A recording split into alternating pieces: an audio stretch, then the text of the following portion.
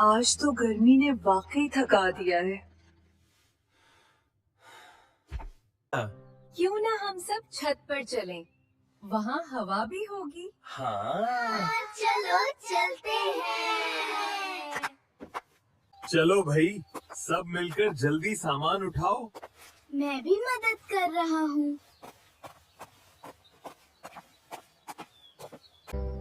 वाह, यहाँ तो कितना अच्छा लग रहा है।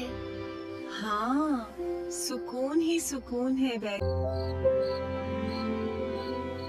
ऐसे लम्हे ही असल खुशी होते हैं।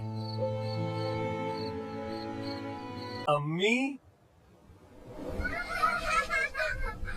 हवा कितनी तेज हो गई है। हाँ, अब मजा आ रहा है। बारिश शुरू हो गई।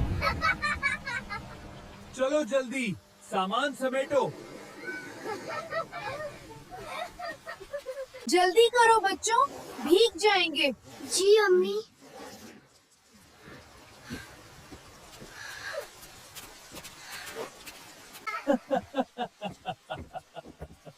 आज तो छत का मजा भी ले लिया। ये सबसे मजेदार दिन था। छोटे छोटे लम्हे ही खुशियाँ बन जाते हैं। और जब साथ हूँ तो हर लम्हा खास होता है।